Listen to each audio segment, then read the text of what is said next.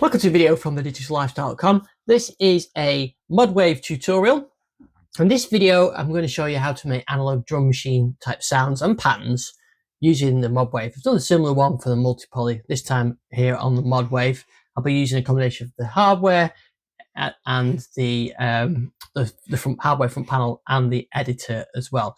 So I'm going to start off with an initial patch and we'll get started. So there's our initial patch. So we've got a few different ways we can do drums on the Modwave. There are samples in there, but we can't really trigger them other than, we can't trigger them from the sequencer. We can trigger, they can play as you hit the note, but then they won't really trigger, unlike the Wave, say the Wavestate, where it's got wave sequencing or sample sequencing in there as well. So they re-trigger, this one doesn't. So the other way we can create them is using the analog sound engine and the digital wavetables and use the motion sequencing. So I'm going to start with that first. So we've got two layers to play with and two oscillators on each layer. So we can think about making 4 drum sounds. So you've got your kick, maybe kick, snare, and some percussion or something like that. So I think kick and snare is probably where we want to start with. So let's start with the kick sound. So we're using a single oscillator, I think, for now. So we'll turn this down. So that's it. And there's our single oscillator. Now, recreating that kick, we use a pitch envelope to get that sort of kick sound. And in terms of oscillator, we might use a sine or a square wave. So let's do the pitch first. So if we go to the tune here, we'll go to envelopes. We've got a few different envelopes. We'll use oscillator 1's envelope. And I think we're going to go with a high pitch and then it sweep down like that sort of shape. So we'll apply that pitch there. So we can go to generators, oscillator 1 envelope, and you hear it.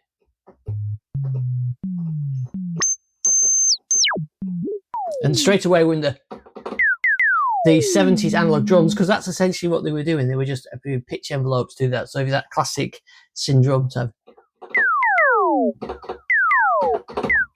that kind of thing. So we could we could use the envelopes, but I'm not going to do that actually for now. I'm going to leave the envelope alone because we're going to trigger this. We want to trigger it from the motion sequencer and not from the key pressing to get it in time. Now, so there's a tom, but we really want to create a kick. So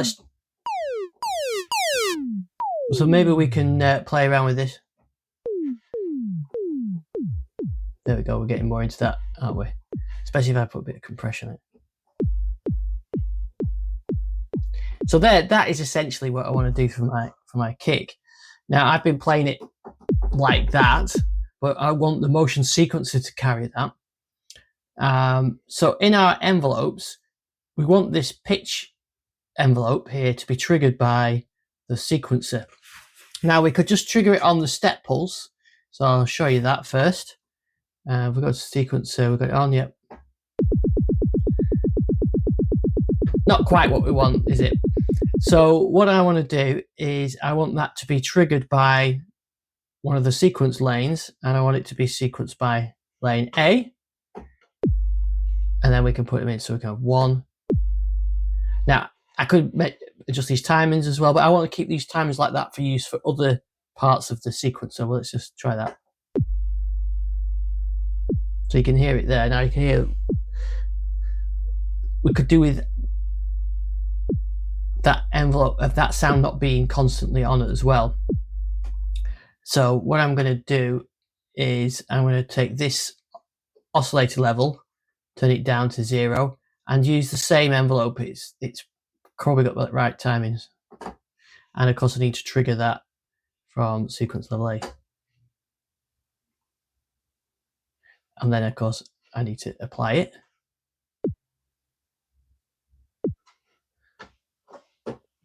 So there we go. Now we could also what we want to do, and I've done ratcheting videos, so I probably won't do ratcheting on this one. But we can do some clever things with ratcheting. So just to keep that in mind, and maybe I want to later, I'm going to put a shape on here, which is the saw down, which is going to, and then I'm going to say this uses the shape. So that's the trigger. So it picks up that initial trigger, and we only need to use one of these like that. So it'll just apply to every note. And we can do some clever things later on if we wanted to, like ratcheting. So I want that 1, 2, 3, 4, 1, 2, 3, 4, 1, 2, 3, 4, 1. Okay, so now we're getting a bit closer. I'm going to sync all notes and use the master, keep everything locked in time. And now we can just tweak that slightly.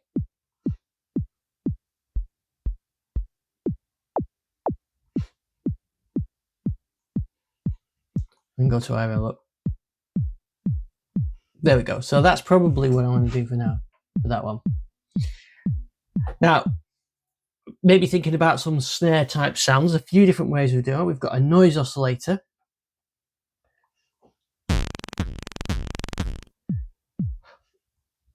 For the snare type maybe sound, we've got a few different ways. We've got the sub oscillator, which we could change to noise and do something interesting with that one. So, or we could get a complex wavetable that's got noise on it and sort of make some sort of, like, maybe let's try one of these ones.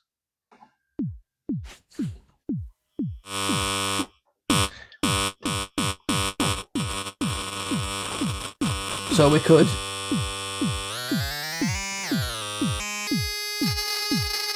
play about with one of these tables and put some noise in there.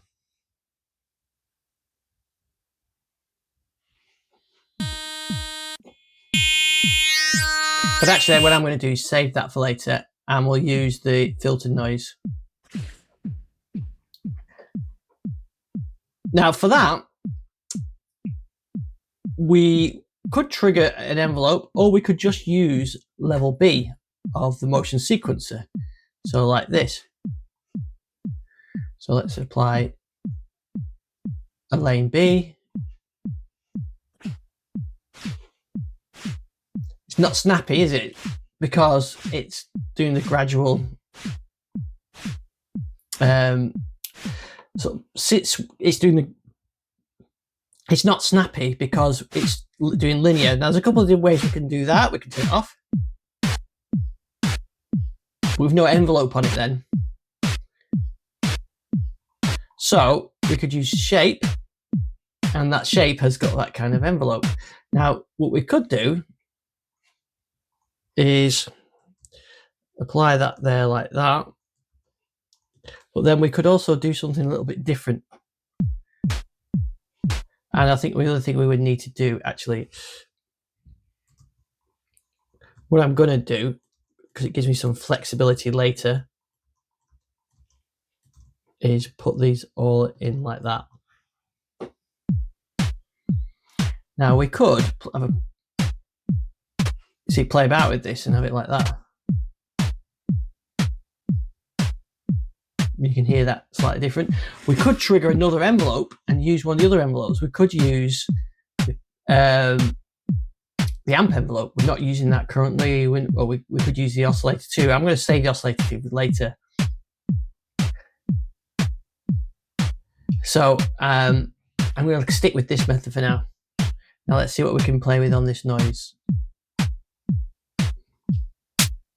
That sounds a bit snappier, doesn't it? Actually, I do like that envelope sound for the snare. Maybe I'll leave them separate, but you can hear a difference. Or we could do it like this. You can hear we've got even. Maybe that would work for a clap type sound, but I think for now we'll leave it like that. Okay. Now we've got another oscillator to play with. And that, maybe we could do some sort of percussion type sounds with that one as well. Some bongos or something. We probably need some kind of wavetable for that one, but we could maybe just use one of the the basic ones.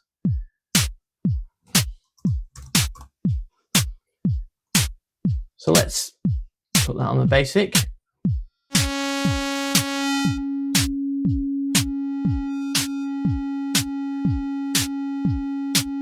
And again, we will want an envelope for that.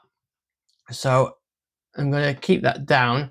And what I'm going to use sequence layer C and use the shape as well. And then this will give us some ideas what we can do with the wavetables once I get this sort of rhythmic effect in place. So we'll put on lane C.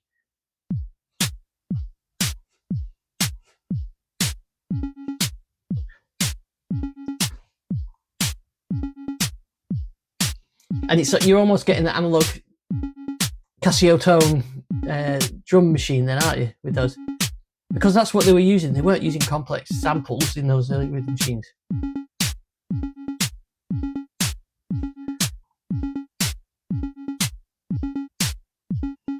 So we can play.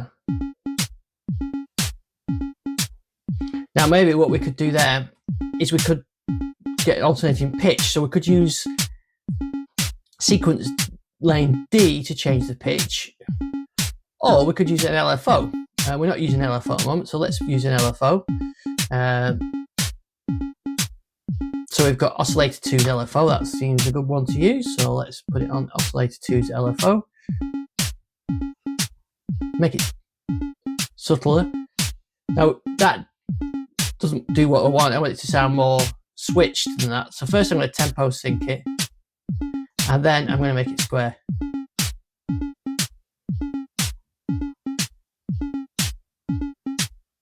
Ah, do the wrong one, aren't I there? It's that one. And we could try random even.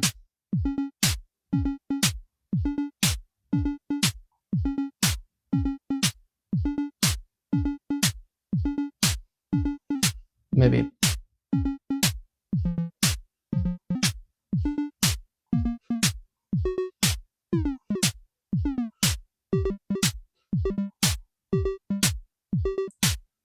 That's probably a bit more like it, isn't it? That sort of electronic sound. Maybe we should go a bit higher with this.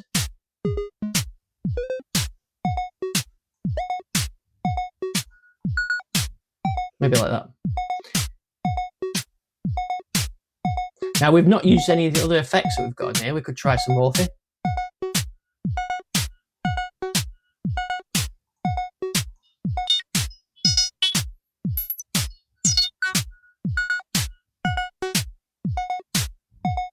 I actually don't think we should do anything with that for now, actually. We could do the waveform. I think it sounds probably like that. Okay, now a couple of things we could do now. We could apply some chorus. I don't think that'll probably sound right on this. Oh, maybe I do. I like that. But I do like a bit of sync delay.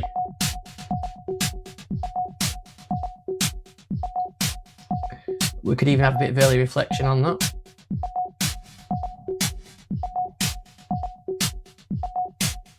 So there we go, we've got our drum layer there.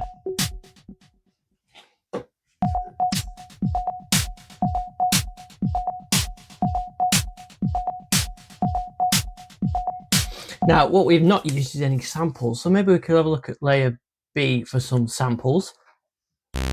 Now let's just go on to oscillator A. Now with samples, the motion seeker is not going to re-trigger it, so you're going to have to think of a way of triggering it. The arpeggiator is one way, so we could look at doing that. So there are some drum ones in here already. There's loads. So let's just see if we could use a drum within our sequence. So we know we can't trigger it from the motion sequencer, so that's not going to work in this case. The arpeggiator is unique to each layer, unlike the multipoly, which is common across the layers, so that gives us an option. So I'll switch the arpeggiator on. And maybe that's not quite what we want. Maybe it is.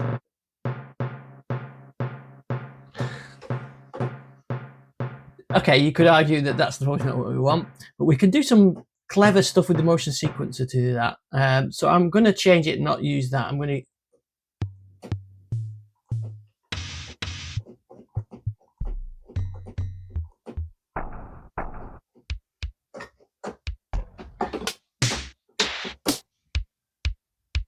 So yeah, you can see if you use it like that, you straight away you've got something. But I think I'm going to use. Let's have a look what we can use.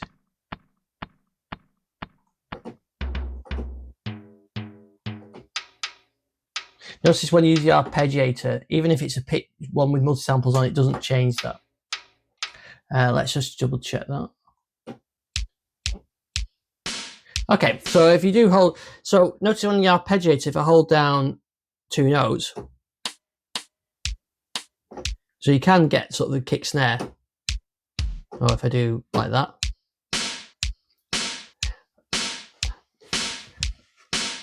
Let's see how that sounds with our other layer. So it's kind of interesting, you can do that, sort of combine it like that, but I'm having to hold down 2 keys. But I suppose on this layer I could just make it mono.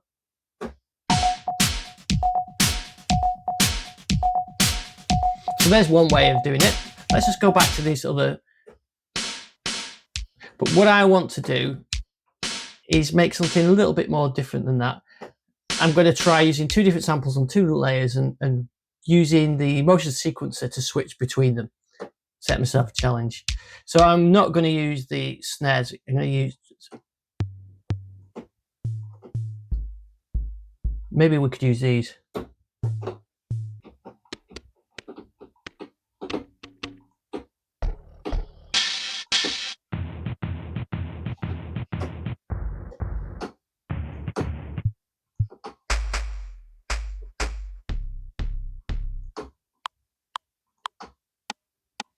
So let's, I think what I'm going to use is the clap on one layer, like that. And on the other layer, let's go for something different.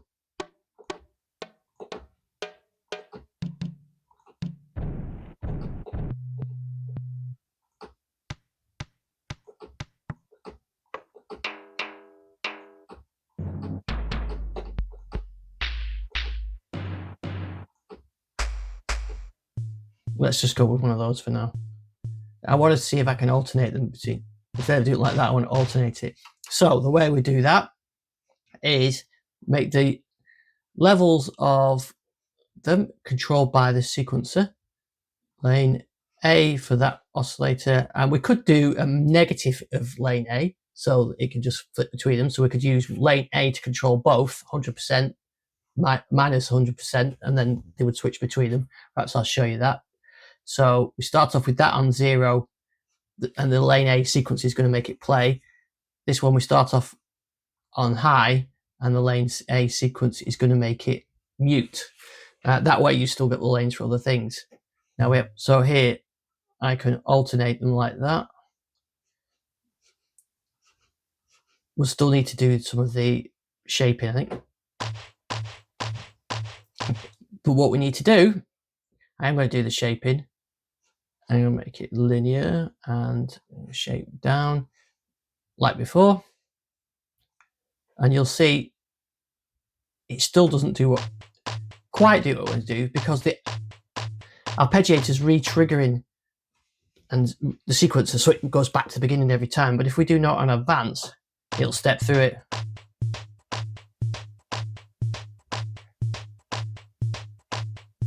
There we go, that's a bit more like it. So let's put some effects on that.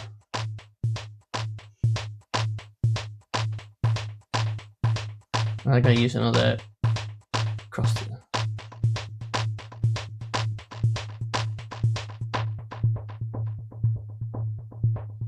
And then that cutoff, I'm going to control by mod 1, and we can call it perk cut off.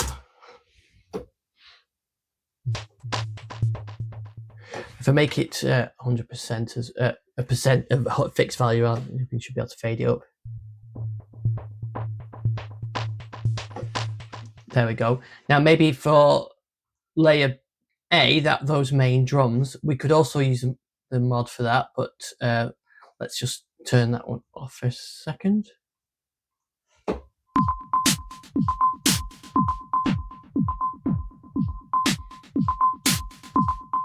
And we'll actually play about with the filters, use a bit of bandpass.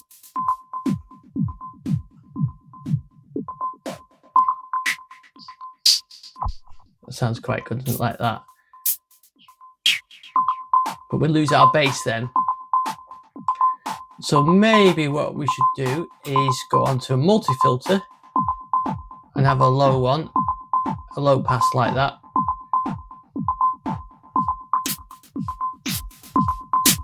And have a band pass on here that we can crossfade to.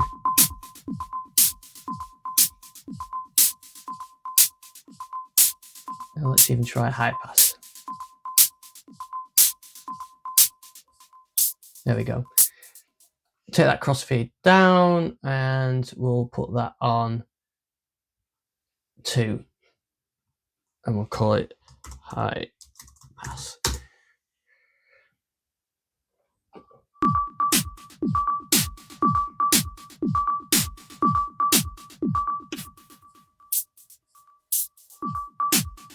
Right, so we put them both on now. We'll turn that down.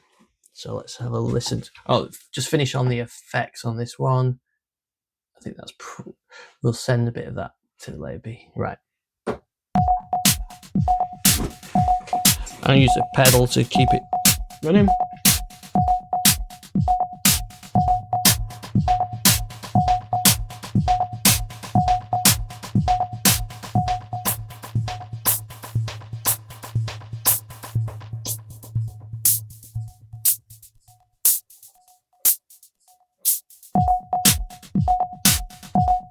So there we go, we've got sort of a basic rhythm track there using the 4 layers.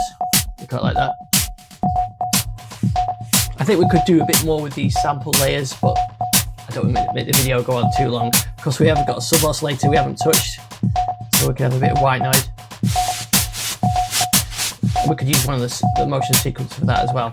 Go on, we'll finish off with that. So go to motion sequencer, we'll do lane B. And let's try and do something a little bit different with that one. I'm going to actually not trigger it from the motion sequencer. I'm going to trigger it from an envelope. And we're going to use oscillator 2's envelope. We're not using that one. So yeah, you can hear it being triggered by the arpeggiator. Let's go to the envelopes.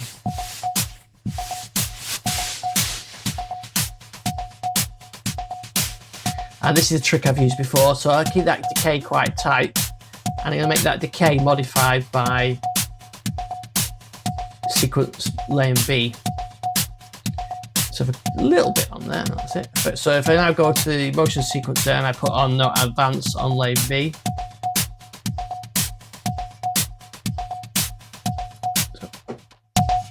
And then I can extend that release on the envelope. Like that, you see.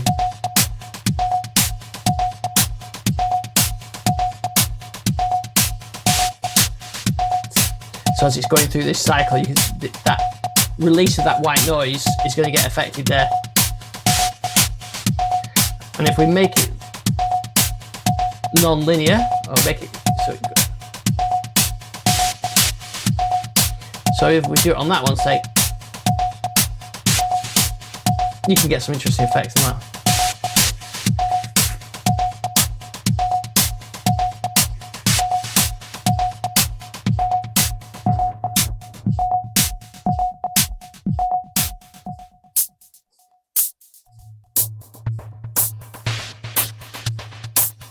Maybe even play the resonance. So you've got more lanes to play with on both of these. So you can really add some extra magic to that and extra effect. And we're not using the chaos yet, all the other 2 controls. So you can really create some interesting sounds on there and some interesting rhythm sequence. So there we go, that's our finished drum set.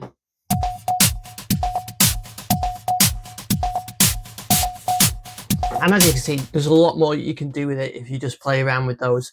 So that's a basic overview of playing around with drums on the Modwave. This technique works exactly the same on the multi-poly. the difference it is on there, you know, samples, but you've got 4 oscillators to play with and 4 layers, so you can actually make some quite complex drums on that. The techniques kind of work the same on the Wavestate as well, although that's all samples and includes drums, so that's actually a bit easier. So maybe that's a topic for a future video. So thanks for watching this video. I hope you liked it. If you've got any suggestions for other video topics I could cover on any of the Korg synths that I've got here, Modwave, Multipoly, Wavestate, I've now got an Op6, and I've still got my mini logo over there as well. So any questions, leave a comment. Thanks for watching this video, and I'll see you on the next one.